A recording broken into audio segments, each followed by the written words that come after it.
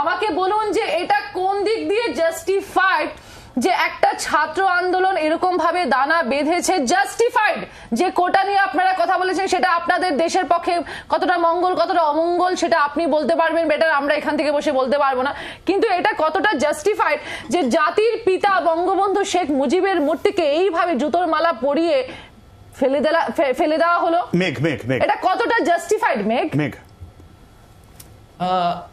আমি বলছি, আমার কথা শুনতে পাচ্ছেন? হ্যাঁ বলুন পাচ্ছি। আচ্ছা, সেটা হচ্ছে, প্রথম কথা হচ্ছে যে বঙ্গবন্ধু শেখ মুজিবুর রহমানের ভাস্কর্য ভাঙা জাস্টিফাইড কি জাস্টিফাইড না, that is not even the question. মানে আপনি যদি এখানে সংখ্যালঘুদের উপর যে নির্যাতন হচ্ছে তা নিয়ে কথা বলতেন তাহলে আসলে এগুলার মানে উত্তর দেওয়ার এক ধরনের প্রয়োজনীয়তা থাকে। দেখেন, জুনায়েদ সাকি অন্তর্বর্তীকালীন সরকারের জামাতের সাথে বসছে কিনা সেটা বলে দিন। মানুষ লেনিনের মূর্তি ভেঙেছিল। জুনায়েদ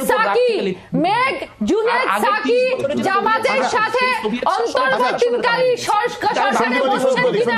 মেঘ বাইরে রয়েছে, শুনতে পাবেন, আমাদের কথা বলতে অসুবিধা হবে। মেঘ বলুন। বাংলাদেশের আওয়ামী লীগের করা যত দুঃশাসন সেই প্রতিটা দুঃশাসনের প্রতীক হিসেবে ব্যবহার করা হয়েছে। কাজেই যখন এই জিনিসটা কিন্তু একটা মাস আপরাইজিং, এটা আপনাকে বুঝতে হবে। গতকাল বাংলাদেশে 20 লক্ষ মানুষ রাস্তায় ছিল। কালকে কোনো পুলিশ নাই, কোনো মানে ল ইন অর্ডার সিস্টেম নাই।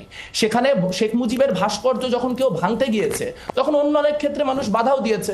অনেক ক্ষেত্রে মানুষের মনে হয়েছে না আমি আর এই বাধাটা দেব না, কারণ শেখ মুজিবের নাম নিয়ে যেই পরিমাণ অ্যাট্রসিটি করা হয়েছে তাতে আসলে এই ভাস্কর্যটা ভাঙা আটকানোর জন্য আমি ওই এফার্টটা দিব না।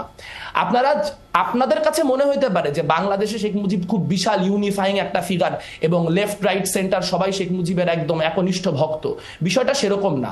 কিন্তু আমি এখানেও এই জায়গাটা, যেহেতু আমি একটা সংগঠন করি, আমি আমার দায়িত্বের জায়গা থেকে বলছি যে শেখ মুজিবের ভাস্কর্য ভাঙাকে আমরা সমর্থন করি না, কিন্তু শেখ মুজিবের ভাস্কর্য ভাঙাকে একটা প্রধান ইস্যু বা আপনারা আমি একটু আটকাচ্ছি।